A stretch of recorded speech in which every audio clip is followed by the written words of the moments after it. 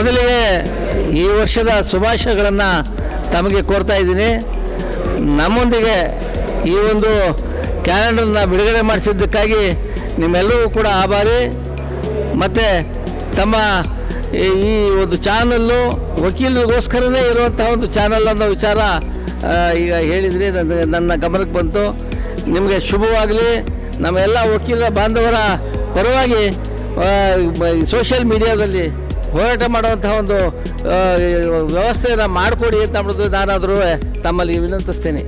Sir, ಈ ಒಂದು ಸಂದರ್ಭದಲ್ಲಿ ಬೆಂಗಳೂರಿಂದ ಉಚ್ಚ ನ್ಯಾಯಾಲಯದ ಪ್ರಕೃತ ವಕೀಲರಾಗಿರ್ತಕ್ಕಂಥ ಸಂಧ್ಯಾ ಸಿ ಪ್ರಭು ಮೇಡಮ್ ಅವರು ಇವತ್ತು ಬಹಳ ಒಂದು ಉನ್ನತ ರೀತಿಯಲ್ಲಿ ಕ್ಯಾನ್ವಾಸ್ ಮಾಡಿದ್ದಾರೆ. ಇದ್ರ ಬಗ್ಗೆ ತಾವು ಹೇಳ್ತೀನಿ. ಅವರು ಕೂಡ ಶುಭವಾಗಲಿ ಅಂತ ಕೇಳ್ತೀನಿ. ಸರ್, ಈ ಮೈಸೂರು ವಕೀಲರಿಂದ ಯಾರು ಮಹಿಳೆಯರು ಬಾರ್ ಕೋರ್ಟ್ ಚುನಾವಣೆಯಲ್ಲಿ ನಿಂತ್ಕೊಳ್ಳೋ ಒಂದು ಮಾಹಿತಿ ಇದೆಯಾ? ಒಬ್ಬರು ಮಾತ್ರ ಇದ್ದಾರೆ. ಈಗ ಸದ್ಯಕ್ಕೆ ನನಗೆ ತಿಳಿದು ಬಂದಂಗೆ ಒಬ್ಬರು ಮಾತ್ರ ನನಗೆ ತಿಳಿದು ಬಂದಿದೆ. ಸರ್, ಈಗ ಮೈಸೂರು ಜಿಲ್ಲೆಯಲ್ಲಿ ನಮ್ಮ ಸಂಧ್ಯಾ ಪ್ರಭು ಮೇಡಮ್ಗೆ ಬಹಳ ಸಹಕಾರ ಕೊಡ್ತಾ ಇದೆ ಸಂಘ ಅಂತ ಹೇಳಿ ಮಾಹಿತಿ ಬರ್ತದೆ. ಅವರು ವಕೀಲ ಮಿತ್ರೆ, ಅವರು ಕೂಡ ಶುಭವಾಗಲಿ. ಎಲ್ಲ ವಕೀಲರ ಪರವಾಗಿ ಹೋರಾಟ ಮಾಡ್ತಾ ಇದ್ದಾರೆ. ಅವರು ನಾವು ಶುಭ ಹಾರೈಕೆಗಳನ್ನು ನಮ್ಮ ವಕೀಲರ ಸಂಘದ ಪರವಾಗಿ ನಾವು ಕೊಡ್ತೀವಿ.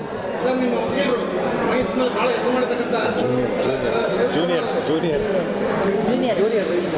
ಸರ್ ಜೂನಿಯರ್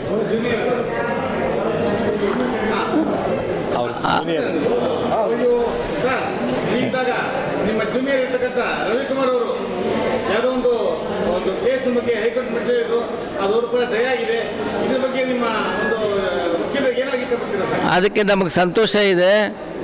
ಯಾವುದೂ ಕೂಡ ಯಾವುದೇ ಸಂಸ್ಥೆಗಳು ಹರಿಬೀರಿನಲ್ಲಿ ಯಾವುದೇ ವಿಧವಾದಂಥ ತೀರ್ಮಾನ ತಗೊಳ್ಬಾರ್ದು ಅಂತ ಅನ್ನೋದು ನನ್ನ ಸಲಹೆ. ಯಾವುದನ್ನು ಕೂಡ ಪರಾಮರ್ಶಿಸಿ ಅದನ್ನು ಡಿಸಿಷನ್ ತಗೋಬೇಕೇ ಹೊರತು ಹರಿಬೀರಿನಲ್ಲಿ ಯಾರೋ ವಿರುದ್ಧವಾಗಿ ಕೆಲಸ ಮಾಡಬಾರ್ದು.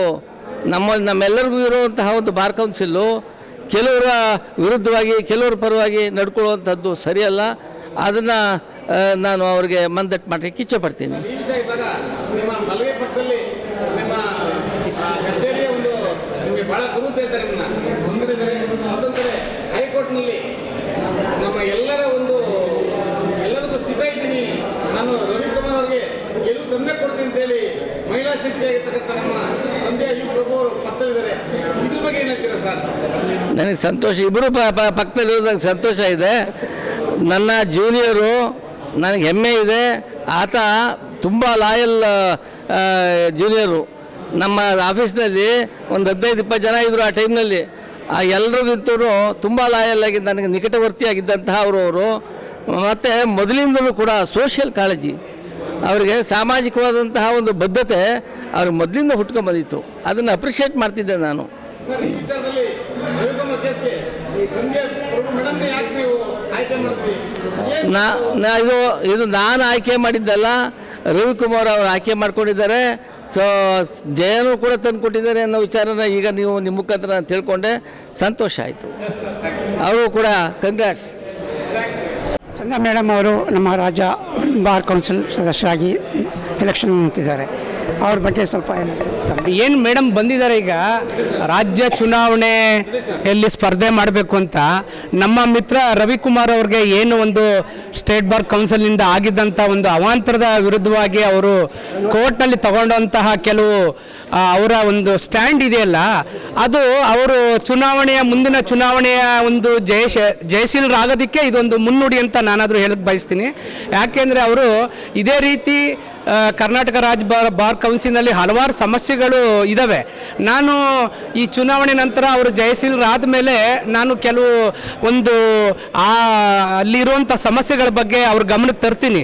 ಆವಾಗ ಅವರು ಇದೇ ರೀತಿ ಒಂದು ಸ್ಟ್ಯಾಂಡ್ ತಗೊಂಡು ಒಂದು ಒಳ್ಳೆಯ ವಕೀಲರ ಪರವಾದಂತಹ ಒಂದು ತೀರ್ಮಾನವನ್ನು ತಗೊಳ್ಬೇಕಾದಂಥ ಒಂದು ಅವಕಾಶಗಳು ಬರುತ್ತೆ. ಅವರು ಬರೀ ಕೋರ್ಟಲ್ಲಿ ಅಷ್ಟೇ ಹೋರಾಟ ಮಾಡೋದಲ್ಲ, ಕರ್ನಾಟಕ ರಾಜ್ಯ ಬಾರ್ ಕೌನ್ಸಿಲ್ ಸದಸ್ಯರಾದಾಗ ಅವ್ರಿಗೆ ಒಂದು ಒಳಗಡೆ ಒಂದು ವಾಯ್ಸ್ ಇರ್ತದೆ, ಅವ್ರಿಗೆ ಅವ್ರದ್ದೇ ಆದಂಥ ಒಂದು ಶಕ್ತಿ, ಅವ್ರಿಗೆ ಒಂದು ರೈಟ್ಸ್ ಇರ್ತದೆ.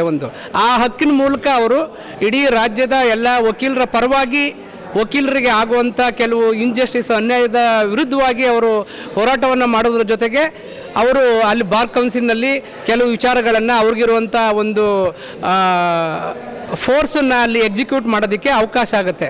ಹಾಗಾಗಿ ಅವ್ರಿಗೆ ಇದು ಒಂದು ಒಳ್ಳೆ ಮುನ್ನುಡಿ, ಒಂದು ಅವಕಾಶ ಅಂತ ನಾನಾದರೂ ಭಾವಿಸ್ತೀನಿ. ಸರ್, ಹೀಗಿದ್ದಾಗ ಇವತ್ತು ಬೆಂಗಳೂರಿಂದ ನಮ್ಮ ಪ್ರಭು ಕರ್ಸ್ಕೊಂಡಿದ್ದೀರಾ, ಸಿಹಿ ಅಂತ ಇದ್ದೀರಾ. ರವಿಕುಮಾರ್ ಗೆದ್ದ ಒಂದು ಸಲುವಾಗಿ ಬೆಂಗಳೂರಿನ ಮೇಡಮ್ನ ಕರೆಸಿ ಸಿಹಿ ಹಂಚಿಕೆ ಮಾಡಿ ಭಾಳ ಒಂದು ಮೈಸೂರು ಜಿಲ್ಲೆನೇ ಸೊಗಸಾಗಿ ಒಂದು ಅಮಂತರ ಮಾಡ್ತಾ ಇದ್ದೀರಾ. ಏನು ಸರ್ ವಿಶೇಷ? ಇಲ್ಲ, ವಿಶೇಷ ಅನ್ನೋದಕ್ಕಿಂತ ರವಿಕುಮಾರ್ ಆಗಿರ್ಬೋದು, ನಾಳೆ XYZ ಯಾರಿಗೆ ಆಗ್ಬೋದು, ಈ ರಾಜ್ಯದ ಯಾವುದೇ ವಕೀಲರಿಗೆ ಅನ್ಯಾಯ ಆದಾಗ ಅಥವಾ ಬಾರ್ ಕೌನ್ಸಿಲ್ ತಗೊಂಡಂಥ ಕೆಲವು ತಪ್ಪು ನಿರ್ಧಾರಗಳ ವಿರುದ್ಧವಾಗಿ ಹೋರಾಟ ಮಾಡೋದಕ್ಕೆ ಮತ್ತು ಅವರು ಜಸ್ಟಿಫೈ ಮಾಡ್ಕೊಳ್ಳೋದಕ್ಕೆ ಮತ್ತು ಪರಾಮರ್ಶೆ ಮಾಡೋದಕ್ಕೆ ಒಂದು ಅವಕಾಶವನ್ನು ಕೊಡೋದ್ರಲ್ಲಿ ನಾವು ಅವರಿಗೆ ಒಂದು ಮತ ಚಲಾಯಿಸೋದ್ರ ಮೂಲಕ ನಮ್ಮ ಒಂದು ಹಕ್ಕನ್ನು ಥ್ರೂ ದಿ ಮೇಡಮ್ ಅವ್ರ ಮೂಲಕ ನಾವು ಬಾರ್ ಕೌನ್ಸಿಲ್ನಲ್ಲಿ ಈ ಥರದೊಂದು ಸಮಸ್ಯೆಗಳು ಬಂದಾಗ ಅವರು ಅದ್ರ ವಿರುದ್ಧವಾಗಿ ಧ್ವನಿ ಎತ್ತೋದಕ್ಕೆ ಒಂದು ಅವಕಾಶ ಆಗುತ್ತೆ. ನೀವೆಲ್ಲ ಸಂಪೂರ್ಣವಾಗಿ ಮೇಡಮ್ಗೆ ಸಪೋರ್ಟ್ ಮಾಡೋಕ್ಕೆ ಸಿದ್ಧರಿದ್ದೀರಾ? ಖಂಡಿತ. ಯಾಕೆ ಅಂದರೆ ಅವರೀಗ ಮಾಡಿರುವಂಥ ಒಂದು ಮುನ್ನುಡಿ ಹೋರಾಟ ಮುಂದೆ ಅವ್ರಿಗೆ ಸುಗಮ ದಾರಿ ಆಗುತ್ತೆ ಅನ್ನೋದು ನನ್ನ ವೈಯಕ್ತಿಕ ಭಾವನೆ. ಮೇಡಮ್, ಈಗ ಬೆಂಗಳೂರಿಂದ ಮೇಡಮ್ನ ಕರ್ಸ್ಕೊಂಡಿದ್ದೀರಾ, ಅದು ಹಬ್ಬದ ಥರ ಸಿಹಿ ಹಂಚಿಕೆ ಮಾಡಿ ಒಂದು ಸಂಕ್ರಾಂತಿನ ಅಡ್ವಾನ್ಸ್ ಮಾಡ್ತಾ ಇದ್ದೀರಾ. ಏನು ಮೇಡಮ್ ವಿಚಾರ? ಇದರಲ್ಲಿ ನಮ್ಮ ವಕೀಲರಾದಂತಹ ನಮ್ಮ ಸ್ನೇಹಿತರಾದಂತಹ ರವಿಕುಮಾರ್ದವ್ರದ್ದು KSBC ಅವರು ಒಂದು ನಿರ್ಧಾರವನ್ನು ತಗೊಂಡು ಅವರನ್ನು ಇದು ಮಾಡಿದರು, ಅಮಾನತು ಮಾಡಿದರು. ಅದು ತಪ್ಪು ಅಂತೇಳಿ ನಮ್ಮ ಮೇಡಮ್ ಸಂಧ್ಯಾ ಪ್ರಭುರವರು ಅವ್ರ ಪರವಾಗಿ ಹೋರಾಟ ಮಾಡಿ ಅವ್ರನ್ನ ವಿಜೇತರನ್ನಾಗಿದ್ದಾರೆ. ಅದ್ರ ಮುಖಾಂತರ ಮೇಡಮೇ ವಿಜೇತರಾಗಿದ್ದಾರೆ. ಇವತ್ತು ಅವರು ನಮ್ಮ ಕರ್ನಾಟಕ ಸ್ಟೇಟ್ ಬಾರ್ ಕೌನ್ಸಿಲಿಗೆ ನಿಲ್ತಾ ಇದ್ದಾರೆ. ಅವರಿಗೆ ಆಲ್ ದ ಬೆಸ್ಟ್ ಹೇಳ್ತೀನಿ. ನಿಮ್ಮಂಥವರು ನಮ್ಮ ವಕೀಲರ ಸಂಘಕ್ಕೆ ಬೇಕು. ಯಾಕೆಂದರೆ ನಮ್ಮ ನೋವುಗಳನ್ನು ನೀವು ವಕೀಲರು ಕರ್ನಾಟಕ ಸ್ಟೇಟ್ ಬಾರ್ ಕೌನ್ಸಿಲ್ನಲ್ಲಿ ನೀವು ರೆಪ್ರೆಸೆಂಟ್ ಮಾಡಬೇಕು. ಸುಮಾರು ವಕೀಲರುಗಳಿಗೆ ನೋವಿದೆ, ಅದನ್ನು ರೆಪ್ರೆಸೆಂಟ್ ಮಾಡೋರು ಒಬ್ಬ ವ್ಯಕ್ತಿ, ಸೂಕ್ತವಾದ ವ್ಯಕ್ತಿ ನಮ್ಮ ಮೇಡಮ್ ಅಂತ ನಾವು ಅಂದ್ಕೊಂಡಿದ್ದೀವಿ. ಅವರ ಆರ್ಸಿ ಬರಲಿ, ಶುಭ ಆಗಲಿ ಅಂತ ಅವರನ್ನು ಹಾರೈಸ್ತೇನೆ. All the best madam. ಖಂಡಿತವಾಗಿ ಅವರನ್ನು ನಾವು ಬೆಂಬಲಿಸ್ತೇವೆ.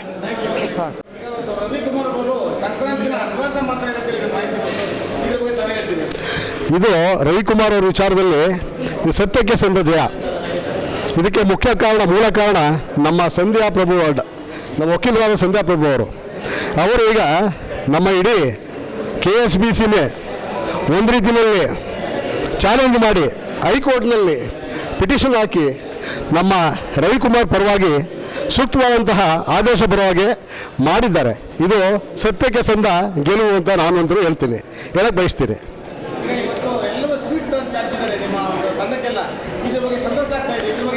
ಬಹಳ ಖುಷಿ ಆಯಿತು. ಒಳ್ಳೆ ವಿಚಾರಗಳನ್ನ ಹಂಚ್ಕೋಬೇಕು, ಅದು ಸಿಹಿ ಮುಖಾಂತರ ಹಂಚ್ಕೊಂಡಿದ್ದಾರೆ. ನಮ್ಮ ಜೊತೆಯಲ್ಲಿ ಯಾರು ವಿಕ್ಟಿಮ್ ಇದ್ರು, ನಮ್ಮ ರವಿಕುಮಾರ್ ಹಾಗೂ ಅವರ ವಕೀಲರು ನಮ್ಮ ಪ್ರಭು ಅವರು, ಸಂಧ್ಯಾ ಪ್ರಭು ಅವರು ಇಬ್ಬರು ಜೊತೆಯಲ್ಲಿ ಬಂದು ನಮಗೆ ಸ್ವೀಟ್ ಹಂಚಿ, ಜೊತೆಗೆ ಅವರ ಆಲೋಚನೆಗಳನ್ನು ನಮಗೆ ಕಮ್ಯುನಿಕೇಟ್ ಮಾಡೋದಕ್ಕೆ ಹಾಗೂ ವಕೀಲರುಗಳ ಹಿತರಕ್ಷಣೆ ಪರವಾಗಿ ನಾನು ಹೈಕೋರ್ಟ್ಗಳಲ್ಲಿ ಹೋರಾಟ ಮಾಡೋದಕ್ಕೆ ನಾನು ಯಾವಾಗಲೂ ಸಿದ್ಧರಿದ್ದೇನೆ ಅನ್ನೋ ಆಶ್ವಾಸನೆಯನ್ನು ಕೊಟ್ಟಿದ್ದಾರೆ. ಇದು ಬಹಳ ಸಂತೋಷ. ಅದು ನಿಜವಾಗ್ಲೂ ಖುಷಿ ತರುವಂಥ ವಿಚಾರ. ಸರ್, ಈಗ ನೀವೆಲ್ಲ ಸೀನಿಯರು, ಪಕ್ಕದಲ್ಲೇ ರವಿಕುಮಾರ್ ಅವರ ಸೀನಿಯರ್ ಇದ್ದಾರೆ, ನೀವು ಸೀನಿಯರ್ ಇದ್ದೀರಾ. ಮೇಡಮ್ ಅವರು ಈ ರವಿಕುಮಾರ್ ಕೇಸ್ ಬಗ್ಗೆ ಒಂದು ಪೈಸೆನೂ ಬಿಲ್ದು ತಗೊಳ್ಳಿಲ್ಲ ಅಂತ ಮಾಹಿತಿ ಬರ್ತಾ ಇದೆ. ಇದ್ರ ಬಗ್ಗೆ ತಾವೇನು ಹೇಳ್ತೀರಿ? ನಮ್ಮ ಸಂಧ್ಯಾ ಪ್ರಭು ಅವರು ಎಲ್ಲ ಉದಾತ್ತವಾದ ಮಹಿಳೆ, ಆದರ್ಶ ಮಹಿಳೆ. ಆಯ್ತು, ಆಯ್ತು ಅದು ನಿಮಗೆ ನಮಗೆ ಗೊತ್ತಿರೋದಿಲ್ಲ ಒಳಗಡೆ, ಬಟ್ ಅದು ಆದರ್ಶವಾದ ಮಹಿಳೆ. ಮೊದಲು ಎಲ್ಲ ಕಿತ್ತೂರು ಚೆನ್ನಮ್ಮ, ಒನಕೆ ಓಬವ್ವ, ರಾಣಿ ಲಕ್ಷ್ಮೀ ಸಿಂಗ್ ಬಾ ಇದ್ರಲ್ಲ, ಆ ಸಾಲಿಗೆ ಆಧುನಿಕ ಮಹಿಳೆಯವರು ಸಂಧ್ಯಾ ಪ್ರಭು ಅವರು. ಅಷ್ಟು ಮಾತ್ರ ಹೇಳಬಲ್ಲೆ. ಮೈಸೂರಿನ ಹುಲಿ ಅಂತ ಹೇಳ್ತಾರೆ. ಖಂಡಿತವಾಗ್ಲೂ ಆಧುನಿಕ ಮಹಿಳೆ, ಮಾಡರ್ನ್ ಲೇಡಿ. ಅವರು ಈಗ ನಮಗೆಲ್ಲ ಪಾಂಪ್ಲೆಟ್ಸ್ಗಳು ಕೊಟ್ಟಿದ್ದಾರೆ. ಅದರಲ್ಲಿ ಅವರ ಧೋರಣೆಗಳು ಏನಿದೆ, ನಮಗೆ ಎಲೆಕ್ಷನ್ ಟೈಮಲ್ಲಿ ಪ್ರಣಾಳಿಕೆ ಕೊಡ್ತಾರಲ್ಲ ಹಂಗೆ ಕೊಟ್ಟಿದ್ದಾರೆ. ಅದರಲ್ಲಿ ಒಳ್ಳೊಳ್ಳೆ ಥಾಟ್ಸ್ ಇದೆ. ಅದನ್ನೆಲ್ಲ ಇಂಪ್ಲಿಮೆಂಟ್ ಮಾಡಿದ್ರೆ ಎಸ್ಪೆಷಲಿ ಹೆಣ್ಮಕ್ಳಿಗಂತೂ ಬಹಳ ಉಪಯೋಗ ಅಂತದ್ದು ಇದಿದೆ. ನಮ್ಮ ಆನರಬಲ್ ಹೈಕೋರ್ಟು ಈ ಬಾರಿ ಹೆಣ್ಣುಮಕ್ಕಳಿಗೆ ಕಂಟೆಸ್ಟ್ ಮಾಡೋದಕ್ಕೆ ರಿಸರ್ವೇಷನ್ ಕೊಟ್ಟು ಬಹಳ ಒಳ್ಳೆಯದಂಥ ಕೆಲಸ ಮಾಡಿದೆ. ಸುಪ್ರೀಂ ಕೋರ್ಟಿಂದ ಆಗಿರೋದು. ಅದು ಬಹಳ ಅನುಕೂಲವಾಗಿದೆ. ಯಾಕೆಂದರೆ ಎಲ್ಲ ಕ್ಷೇತ್ರದಲ್ಲೂ ಹೆಣ್ಮಕ್ಳಿಗೆ 33% ಕೊಡಬೇಕು ಅನ್ನೋದು ರಿಸರ್ವೇಷನ್ ಆಗಿದೆ. ಮೊದಲು ಅದು ಪಂಚಾಯತ್ ಆಕ್ಟ್ ಇರ್ಬೋದು ಯಾವುದನ್ನು ಇಂಪ್ಲಿಮೆಂಟ್ ಆಗಿತ್ತು, ಬಟ್ ನಮ್ಮ ಅಸೋಸಿಯೇಷನ್ ಆಗಿರಲಿಲ್ಲ KSBCನಲ್ಲಿ. ಇವಾಗ ಸುಪ್ರೀಂ ಕೋರ್ಟ್ ಗೈಡ್ಲೈನ್ಸ್ ಇರೋದ್ರಿಂದ ಹೆಣ್ಮಕ್ಳಿಗೆ ಅವಕಾಶ ಆಗ್ತಾ ಇದ್ರೆ ಅವರ ಕಷ್ಟ ಸುಖಗಳನ್ನ ಹೇಳ್ಕೊಳ್ಳೋದಕ್ಕೆ, ಅವ್ರ ಪರವಾಗಿ ಹೋರಾಟ ಮಾಡೋದಕ್ಕೆ ಹಾಗೂ ಹೆಣ್ಮಕ್ಕಳ ಸಬಲೀಕರಣಕ್ಕೆ ಬಹಳ ಉಪಯೋಗವಾಗಿದೆ. ಆದ್ದರಿಂದ ನಮ್ಮ ಸಂಧ್ಯಾ ಪ್ರಭು ಅವರು ಇದರಲ್ಲಿ ಮುಂಚೂಣಿಯಲ್ಲಿರುವ ಮಹಿಳೆ ಅಂತ ನಾನು ಹೇಳಬಲ್ಲೆ. ಮೈಸೂರಿಗೆ ತಮ್ಮನ್ನು ಕರ್ಸ್ಕೊಂಡಿದ್ದಾರೆ, ಯಾವ ವಿಚಾರಕ್ಕೆ ಅಂತ ತಾವು ತಿಳಿಸ್ಕೊಡ್ತೀರಾ? ಸರ್, ಮೈಸೂರಲ್ಲಿ ಸಾಂಸ್ಕೃತಿಕ ನಗರಿ ಮೈಸೂರಲ್ಲಿ ನಮಗೆ ನನ್ನದೊಂದು 2ನೇ ಸತಿ ಬರ್ತಾ ಇರೋದು. ಇದ್ರ ಮೊದಲು ಒಂದು ಕೇಸ್ ನಡೆಸ್ಕೊಂಡು ಬಂದಿದ್ದೆ. ಅದ ನಂತರ ಇವತ್ತು ಈ ರೀತಿ ನನ್ನ ಕರೆಸ್ಕೊಳ್ತಾರೆ ಅಂತ ಹೇಳ್ಬಿಟ್ಟು ನಾನು ನೆನೆಸ್ಕೊಂಡಿರಲಿಲ್ಲ. ತುಂಬ ಖುಷಿ ವಿಷಯ. ಅದೂ ಏನಂತ ಹೇಳಿದ್ರೆ, ಈಗ ಮುಂದೆ ಅದು ಎಷ್ಟು ಕಷ್ಟಗಳು ಬರ್ತಾವೋ ಅದು ನಂಗೆ ಗೊತ್ತಿಲ್ಲ. ಒಂದು ಅಡ್ವೊಕೇಟಿಗೆ ಆಗ್ತಾ ಇರೋ ಒಂದು ಅನ್ಯಾಯದ ಬಗ್ಗೆ ನಾನು ಹೋರಾಡಿದ್ದೇನೆ. ಆ ಹೋರಾಟದಿಂದ ಕೆಲವೊಂದು ನನಗೆ ಅವಮಾನ ಆಗುವಂಥದ್ದೊಂದು ಘಟನೆಗಳು ನಡೆದಿದ್ದಾವೆ. ಸೊ ಅದನ್ನೆಲ್ಲ ಈಗ ನಾನು ಹೇಗೆ ಸರಿಪಡಿಸ್ಕೊಳ್ತೇನೆ ಅಂತ ಹೇಳ್ಬಿಟ್ಟು ಅದು ನನಗೆ ಮುಂದೆ ಗೊತ್ತಿರುತ್ತೆ. ಆದರೆ ಒಂದು ಇವತ್ತಿನವರೆಗೆ ನಾನು ಚುನಾವಣೆಗೆ ನಿಂತಾಗ ಯಾವುದೇ ಪ್ರಣಾಳಿಕೆಯಲ್ಲಿ ಏನಾದರೂ ಹೇಳ್ಕೊಂಡು ಬಂದಿದ್ದರೆ ಅದನ್ನು ಒಂದು 75% ಅದನ್ನು ಕಾರ್ಯಗತ ಮಾಡಲಿಕ್ಕೆ ಸಕ್ಸಸ್ಫುಲ್ ಆಗಿದ್ದೇನೆ. ಇನ್ನು ನಮ್ಮ ವಕೀಲರಲ್ಲಿ ನಾನೊಂದು 20 ವರ್ಷ ಪ್ರಾಕ್ಟೀಸ್ ಮಾಡಿದ್ರಿಂದ 20 ವರ್ಷದಲ್ಲಿ ನಾನು ಯಾವುದೆಲ್ಲ ಕಷ್ಟಗಳನ್ನು ಅನುಭವಿಸಿದ್ದೇನೋ ಅದನ್ನು ಮನವರಿತು ಜನರಿಗೆ ಏನು ನಾನು ಸೊಲ್ಯೂಷನ್ ಕೊಡ್ಬೋದು, what is required for the advocates fraternity at large. ಈಗ ನಾನು ಅರ್ಬನ್ ಪ್ಲೇಸಿಂದ ಬಂದಿರೋದ್ರಿಂದ ರೂರಲ್ ಪ್ಲೇಸಲ್ಲಿ ಬರೋ ಲೇಡೀಸ್ಗಳಿಗೂ ಸ್ವಲ್ಪ ಡಿಫಿಕಲ್ಟೀಸ್ ಇದೆ. ಫಾರ್ ಎಕ್ಸಾಂಪಲ್, ಈಗ ನಾನು ಡೆಲಿವರಿ ದಿನಾನೂ ಕೋರ್ಟಿಗೆ ಬಂದಿದ್ದೆ. ಆ ದಿನ ಏನಾಯಿತು, ಕೋರ್ಟಲ್ಲಿ ನಾನು ಅಪಿಯರೆನ್ಸ್ಗಂತ ಹೋದಾಗ ನಂಗೆ ಸ್ವಲ್ಪ ಇನ್ಸಿಡೆಂಟ್ ಒಂದು ಆಗಿತ್ತು. ಏನಂತ ಹೇಳಿದ್ರೆ, ನಮ್ಮ ಸುಪ್ರೀಂ ಕೋರ್ಟ್ ನ್ಯಾಯಾಧೀಶರು ಬಿ ವಿ ನಾಗರತ್ನ ಮೇಡಮ್ ಅವ್ರ ಮುಂದೆ ನಾನು ಅಪಿಯರೆನ್ಸ್ ಆಗ್ತಿರ್ಬೇಕಾದ್ರೆ ಅವರೊಂದು ಮಾತು ಹೇಳ್ತಾರೆ. ನೀವು ಈ ಅವಸ್ಥೆಯಲ್ಲಿ, ಅಂದರೆ ನಾನು 8th ಮಂತ್ ಪ್ರೆಗ್ನೆನ್ಸಿ ಅವಾಗ, ಸೊ ಅವ್ರೊಂದು ಮಾತು ಹೇಳ್ತಾರೆ, ನಿನ್ನ ಕೋರ್ಟಿಗೆ ಓಡ್ಕೊಂಡು ಬರೋದು ಅಗತ್ಯ ಇಲ್ಲ, ನಮ್ಗಳಿಗೂ ಅರ್ಥ ಆಗುತ್ತೆ, ನಿನ್ನ ಕೇಸನ್ನು ನಾವು ಡ್ಯಾಮೇಜ್ ಮಾಡೋದಿಲ್ಲ, we will hear your matter, don't worry, you should not come in a hurry ಅಂತ ಹೇಳ್ತಾರೆ. So this is a approach. ಮೊನ್ನೆ ಒಂದು ಯೂಟ್ಯೂಬಲ್ಲಿ ಎಲ್ಲರೂ ನೋಡಿರ್ತೀರ, ಅವರು ಈಗ ಸುಪ್ರೀಂ ಕೋರ್ಟ್ ನ್ಯಾಯಾಧೀಶರಾಗಿ ಒಂದು ಮಾತು ಹೇಳ್ತಾರೆ, ಹೆಣ್ಮಕ್ಳು ಯಾಕೆ ವಂಚಿತರು, ಒಂದು ಜುಡಿಷರಿ ಅಂತ ಬಂದಾಗ ನಮಗೆ ಹೆಣ್ಮಕ್ಳನ್ನ ಯಾಕೆ ಚೂಸ್ ಮಾಡ್ಲಿಕ್ಕೆ ಆಗ್ತಾ ಇಲ್ಲ, ಯಾಕೆ ಅಂತ ಹೇಳಿದ್ರೆ ಅವ್ರಿಗೆ ಅವಕಾಶ ವಂಚಿತರು, ಅವ್ರಿಗೆ ಅಷ್ಟು ಕೇಸಸ್ಗಳು ಬರೋದಿಲ್ಲ. ಸೀನಿಯರ್ ಅಡ್ವೊಕೇಟ್ಸ್ಗಳು ಅವರಲ್ಲಿ ಏನಾದರೂ ಒಳ್ಳೆಯ ಒಂದು ಕೆಪಾಸಿಟಿ ಇದೆ, ಒಳ್ಳೆ ಆರ್ಗ್ಯುಮೆಂಟ್ ಕೆಪಾಸಿಟಿ ಇದೆ ಅಂದರೆ ಅವ್ಗಳಿಗೆ ಕೇಸ್ಗಳನ್ನು ಕೊಟ್ಟು ಆರ್ಗ್ಯುಮೆಂಟ್ಗೆ ಕಳಿಸಿ ಅವ್ರ ಟ್ಯಾಲೆಂಟನ್ನು ನಾವು ನೋಡಿಕೊಂಡು ಅವ್ರನ್ನ ರೆಕಗ್ನೈಸ್ ಆಗೋ ಥರ ಮಾಡಬೇಕು ಅಂತ ಹೇಳ್ಕೊಂಡು ಹೇಳ್ತಾರೆ. ಅದನ್ನು I am very happy for such observation. ಇನ್ನೊಂದು ಏನಂತ ಹೇಳಿದ್ರೆ, ಈಗ ನಮ್ಮ ಹೆಣ್ಮಕ್ಳಲ್ಲಿ ಡೆಲಿವರಿ ಅಂತ ಹೇಳ್ಕೊಂಡು ಹೋದಾಗ ನಮ್ಮ ಅಡ್ವೊಕೇಟ್ಸ್ಗಳಿಗೆ ಏನೆಲ್ಲ ಡಿಫಿಕಲ್ಟಿ ಆಗುತ್ತೆ. ಇಂಡಿಪೆಂಡೆಂಟ್ ಪ್ರಾಕ್ಟೀಸ್ ಇರೋ ಅಡ್ವೊಕೇಟ್ಸ್ಗಳು, ಇಲ್ಲ ಸೀನಿಯರ್ ಹತ್ರ ಇರೋ ಅಡ್ವೊಕೇಟ್ಸ್ಗಳು, ಸೀನಿಯರ್ ಹತ್ರ ಜೂನಿಯರ್ಸ್ಗಳಾಗಿರೋ ಅಡ್ವೊಕೇಟ್ಸ್ಗಳು ಏನಾಗುತ್ತೆ, ಅವ್ರುಗಳಿಗೆ ಯಾವ ಥರದೆಲ್ಲ ಕಷ್ಟಗಳನ್ನು ಅನುಭವಿಸ್ತಾರೆ ಅಂತ ಹೇಳ್ಬಿಟ್ಟು ಅವೆಲ್ಲನೂ ನನ್ನ ಮನವರಿಕೆ ಇದ್ದಿದ್ದರಿಂದ ಒಂದು ನನ್ನ ಚುನಾವಣಾ ಪ್ರಣಾಳಿಕೆಯಲ್ಲಿ ಒಂದು ವಿಷಯ ಬರೆದಿದ್ದೇನೆ. ಏನಂತ ಹೇಳಿದ್ರೆ, ಈ ವುಮೆನ್ ಅನ್ನು ನೀಡಿ, ಅಂದರೆ not all women they require during maternity fund ಅಂತ ಒಂದು ಇಶ್ಯೂ. ಅದನ್ನು ಇವತ್ತಿನವರೆಗೆ ಯಾರೂ ಅದ್ರ ಬಗ್ಗೆ ಥಿಂಕ್ ಮಾಡಿಲ್ಲ. ಈ ಸತಿ ನಮಗೆ ಮೊದಲನೇ ಬಾರಿ ಒಂದು ಮಹಿಳಾ ಮೀಸಲಾತಿ ಅಂತ ಕೊಟ್ಟಿರೋದ್ರಿಂದ ಒಂದು ವಿಮೆನ್ ಸೆಂಟ್ರಿಕ್ ಆಗಿ ಏನನ್ನು ಮಾಡ್ಬೋದು ನಾನು ಅಂತ ಹೇಳ್ಬಿಟ್ಟು ನಾನು ಥಿಂಕ್ ಮಾಡಿದಾಗ ಏನಾಯ್ತು ಅಂತ ಹೇಳಿದ್ರೆ, ಒಂದು ರೂರಲ್ ಪ್ಲೇಸಸಲ್ಲಿ ಎಷ್ಟೋ women advocates they are in need of some funds during their maternity leave. ಒಂದು 3 ತಿಂಗಳಿಗಾದರೂ ಒಂದು ಫಂಡ್, ಒಂದು 3,000ನೋ 5,000ನೋ KSBCಯಿಂದ ಕೊಟ್ಟರೆ ಏನು ನಮ್ಮ ಬೇರೆ ವಕೀಲರು, ಪುರುಷ ವಕೀಲರಾಗಲಿ ಬೇರೆ ಮಹಿಳಾ ವಕೀಲರಾಗಲಿ ಏನೂ ಅಪೋಸ್ ಮಾಡಲಿಕ್ಕಿಲ್ಲ ಅಂತ ನನ್ನ ಲೆಕ್ಕ. ಯಾಕಂದರೆ ಅದು ಒಳ್ಳೆಯದಕ್ಕೆ, ಒಂದು ಕಷ್ಟದಲ್ಲಿರೋ ಒಂದು ಹೆಣ್ಮಗಳಿಗೆ ಅದೊಂದು ಸಹಾಯಧನ ಅಂತ ಆಗುತ್ತೆ. ಸೊ ಈ ಥರ ಅಂತ ಹೇಳ್ಬಿಟ್ಟು ಒಂದು ವಿಷಯಕ್ಕೆ ಬರೆದಿದ್ದೇನೆ. ಇನ್ನೊಂದು ಏನಂತ ಹೇಳಿದ್ರೆ, ಮಹಿಳಾ ವಕೀಲರು ಆಗಲಿ ಪುರುಷ ವಕೀಲರಾದ್ರೂ ಈಗ ಅವ್ರ ಮಕ್ಕಳು, ಈಗ there are many advocates who are single parents. ಅವ್ರ ಮಕ್ಕಳಿಗೆ ಈಗ ಗಂಡ ಹೆಂಡತಿ ಕೆಲಸಕ್ಕೆ ಹೋಗ್ತಾ ಇರಬೇಕಾದ್ರೆ ವಕೀಲನಾಗಿರೋ ಗಂಡ ಮಗುನ ಕರ್ಕೊಂಡ್ಬಂದು ಕೋರ್ಟ್ ಹತ್ರ ಬಿಟ್ಬಿಟ್ಟು ನಾನು ಕೇಸ್ ನಡೆಸ್ಕೊಂಡು ಹೋಗ್ಬೇಕಾದ್ರೆ ಮಗುನ ಕರ್ಕೊಂಡು ಹೋಗ್ತೇನೆ ಅಂತ ಒಂದು ಆಪ್ಷನ್ ಬೇಕು ಅಂತ ಹೇಳಿದ್ರೆ ಮಹಿಳಾ ವಕೀಲೆಯನ್ನು ನಾನು ಕೋರ್ಟಲ್ಲಿ ಕೇಸ್ ನಡೆಸ್ಕೊಂಡು ಬರೋ ತನಕ ನನ್ನ ಮಗುನ ಯಾರು ನೋಡಬೇಕು ಅಂತ ಹೇಳಿದ್ರೆ ಒಂದು ಮಕ್ಕಳನ್ನು ನೋಡಲಿಕ್ಕೆ ಶಿಶುಪಾಲನಾ ಕೇಂದ್ರ ಬೇಕು. ಎಲ್ಲ ಕೋರ್ಟ್ ವಿಸಿನಿಟಿಲಿ ಒಂದು ಶಿಶುಪಾಲನಾ ಕೇಂದ್ರ ಮಾಡಿ ಅದನ್ನು ಎಲ್ಲರಿಗೂ ಒಂದು ಅವಕಾಶ ಒಂದು ಪ್ರಾಕ್ಟೀಸ್ ಮಾಡೋ ಅವಕಾಶ ವಂಚಿತರಾಗದಿರೋ ಥರ ನೋಡ್ಕೊಳ್ಳಿಕ್ಕೆ ಅಂತ ಒಂದು ವಿಷನ್ ಇಟ್ಕೊಂಡಿದ್ದೇನೆ. I don't know how much I will be successful in getting that, but I will try my best. Sankranti ನಾಡ್ತಿದೆ, ಇವತ್ತೇ ಸಂಕ್ರಾಂತಿ ಹೇಳಿ ಎಲ್ಲರ ಬಾಯಲ್ಲೂ ನಮ್ಮ ರವಿಕುಮಾರ್ ಅವರು ಸ್ವೀಟ್ ತಿನ್ನಿಸಿ ಎಲ್ಲರ ಬಾಯಲ್ಲೂ ಸಿಹಿ ಮಾಡಿದ್ದಾರೆ. ಇದ್ರ ಬಗ್ಗೆ ಏನು ಹೇಳ್ತೀರಾ ಸರ್? ಈಗ ನಮ್ಮ ಸಂಕ್ರಾಂತಿಗಿಂತ ಮುಂಚೆ ಸ್ವೀಟ್ ಕೊಟ್ಟು ಅಂತ ಹೇಳ್ಬಿಟ್ಟು ಹೇಳಿದ್ರ, ಈಗ ಅವರ ಜಯಕ್ಕೆ ಅವರು ಖುಷಿಯಿಂದ ತಂದು ಕೊಟ್ಟಿರೋ ಸ್ವೀಟ್ ಅದು. ಇನ್ನೊಂದು, ನಾನು ಇಲ್ಲಿ ನನ್ನನ್ನು ಬರಮಾಡ್ಕೊಂಡಿರೋದೇ ನನಗೆ ಒಂದು ಸಂತೋಷದ ವಿಷಯ. ಯಾಕಂತ ಹೇಳಿದ್ರೆ ನಾನು ಈ ಕೋರ್ಟಲ್ಲಿ ಪ್ರಾಕ್ಟೀಸ್ ಮಾಡಿಲ್ಲ. ನನ್ನ ಪ್ರಾಕ್ಟೀಸು, ನಾನು ಒರಿಜಿನೇಟೆಡ್ ಫ್ರಮ್ ಮ್ಯಾಂಗ್ಳೂರ್. ಸೊ ನಾನು ಇಲ್ಲಿ ಯಾರಿಗೂ ಗೊತ್ತಿಲ್ಲದಿರೋಳು. ಹೈಕೋರ್ಟಲ್ಲಿ ಎಲ್ಲರಿಗೆ ನಾನು ಚಿರಪರಿಚಿತಳು, ಬಿಕಾಸ್ ನಾನು 20 ವರ್ಷ ಪ್ರಾಕ್ಟೀಸ್ ಮಾಡಿದ್ದೇನೆ.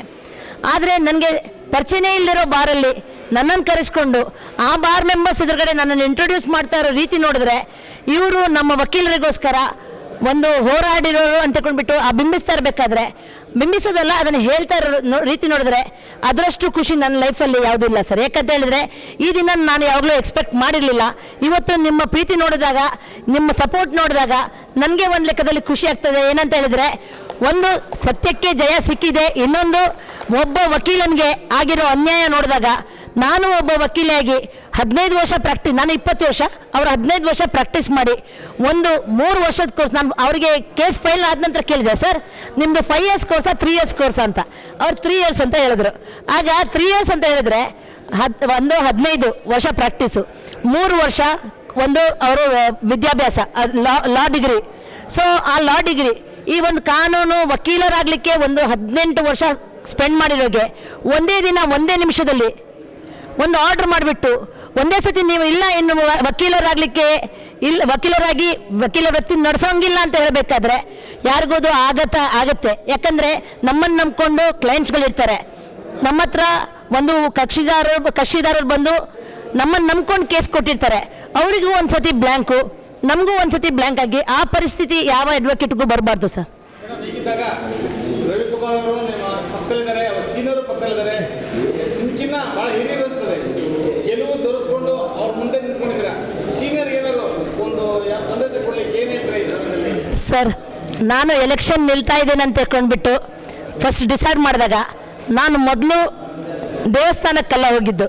ನನ್ನ ಸೀನಿಯರ್ ಹತ್ರ ಹೋಗ್ಬಿಟ್ಟು ಅವ್ರ ಕಾಲು ಹಿಡ್ಕೊಂಡು, ಸರ್ ನೀವು ಇದ್ರ ಮೊದಲು ಬಾರ್ ಕೌನ್ಸಿಲಲ್ಲಿ ಎಲೆಕ್ಷನ್ ಗೆದ್ದು ವೈಸ್ ಚೇರ್ಮನ್ ಆಗಿದ್ರಾ, ಸೊ ತಮ್ಮ ಆಶೀರ್ವಾದ ನಂಗೆ ಬೇಕು ಸರ್, ನಿಮ್ಮ ಫುಡ್ ಸ್ಟೆಪ್ಪನ್ನು ಫಾಲೋ ಮಾಡ್ತೇನೆ ಅಂತ ಹೇಳಿಬಿಟ್ಟು ಅವ್ರ ಆಶೀರ್ವಾದ ತಗೊಂಡು, ಅವ್ರ ಆಶೀರ್ವಾದದ ನಂತರ ನಾನು ಎಲ್ಲರಿಗೂ ಅನೌನ್ಸ್ ಮಾಡಿದೆ that I am contesting for the election ಅಂತ. ಅದೇ ಥರ ರವಿಕುಮಾರ್ ಅವರ ಸೀನಿಯರು ಇಲ್ಲಿ ನಿಂತಿದ್ದಾರೆ. ಅವರು ಒಂದು ಮಾತು ಹೇಳಿದ್ರು, ನನ್ನಲ್ಲಿ ನಿಷ್ಠಾವಂತ ಆ್ಯಂಡ್ ಸಮಾಜದ ಬಗ್ಗೆ ಕಳಕಳಿ ಇರೋ ಜೂನಿಯರು ರವಿಕುಮಾರ್ ಅವರು ಆಗಿದ್ದರು ಅಂತ ಹೇಳ್ಬಿಟ್ಟು.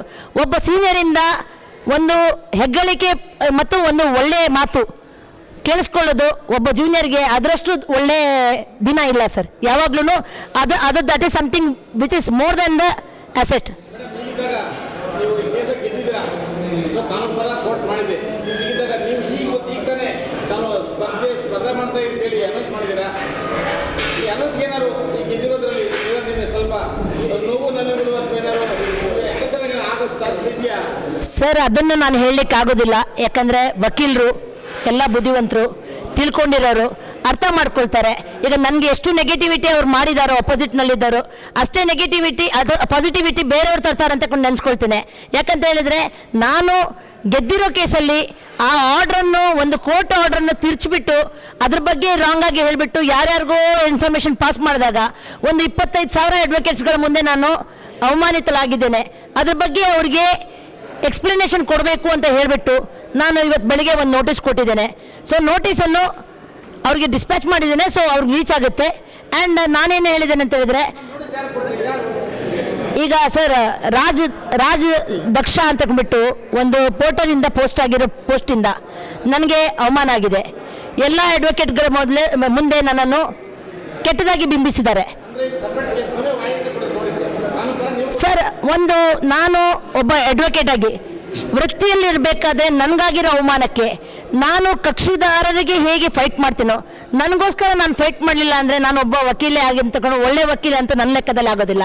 First I have to be lawyer for myself and then I can be a lawyer for others. Thank you sir. Sir, ಈಗ ತಾವು ಮಾಜಿ ಕಾರ್ಯದರ್ಶಿ ಅಂತ ಹೇಳಿ ಭಾಳ ಹೆಸರು ಮಾಡಿದ್ದೀರಿ. ಈಗಿದ್ದಾಗ ಮುಂದಿನ ಒಂದು ಮೈಸೂರು ವಕೀಲ ಸಂಘದ ಅಧ್ಯಕ್ಷಗಿರಿ ಆಗ್ತಾರೆ ಅಂತೇಳಿ ಸುದ್ದಿ ಇದೆ. ಇದ್ರ ಬಗ್ಗೆ ತಾವು ಹೇಳ್ತೀವಿ. ಒಳ್ಳೆ ಕ್ವಶನ್ ಕೇಳಿಬಿಟ್ರಲ್ಲ. ನಾಡಿನ ಸಮಸ್ತ ಜನತೆಗೆ ಸಂಕ್ರಾಂತಿ ಹಬ್ಬದ ಶುಭಾಶಯಗಳನ್ನು ತಿಳಿಸ್ತಾ, ಏನು ಈ ದಿನ ಅಂದರೆ ನಮ್ಮ ಮೈಸೂರು ವಕೀಲರ ಸಂಘಕ್ಕೆ ಬೆಂಗಳೂರಿನಿಂದ ಬಂದಿರತಕ್ಕಂತಹ ಮೇಡಮ್ ಸಂಧ್ಯಾ ಪ್ರಭು ಅವರು ಚುನಾವಣಾ ಪ್ರಚಾರಕ್ಕೆ ಬಂದಿದ್ದಾರೆ. ಮಾರ್ಚ್ 11/3/2026 ಚುನಾವಣೆ ದಿನಾಂಕ ನಿಗದಿಯಾಗಿದೆ. ಅವರಿಗೆ ಶುಭವಾಗಲಿ. ಮುಂದಿನ ದಿನಗಳಲ್ಲಿ ಎಲ್ಲ ಗೆದ್ದು ನಮ್ಮ ಮಹಿಳೆಯರ ಪರವಾಗಿ ಇರತಕ್ಕಂಥ ಎಲ್ಲ ಸಮಸ್ಯೆಗಳನ್ನು ಹೋಗಲಾಡಿಸ್ತಕ್ಕಂಥ ಕೆಲಸವನ್ನು ಮಾಡಲಿ ಮೇಡಮು. ಶುಭವಾಗಲಿ ಅಂತೇಳಿ ಹಾರೈಸ್ತಾ, ಮತ್ತು ಏನು ತಾವು ಕೇಳಿದ್ರಿ, ಮುಂದಿನ ದಿನಗಳಲ್ಲಿ ನಮ್ಮ ಮೈಸೂರು ವಕೀಲ ಸಂಘದ ಎಲ್ಲ ಸದಸ್ಯರುಗಳು, ಮಾನ್ಯ ಎಲ್ಲ ಹಿರಿಯ ಮತ್ತು ಕಿರಿಯ ವಕೀಲ ಮಿತ್ರರು ಅವಕಾಶಗಳನ್ನು ಮಾಡಿಕೊಂಡ ಸಂದರ್ಭದಲ್ಲಿ ಖಂಡಿತವಾಗಲೂ ಸಹ ಅವರ ಸೇವೆಯನ್ನು ಮಾಡೋದಕ್ಕೆ ನಾವು ಮುಂದೆ ಇದ್ದೀವಿ.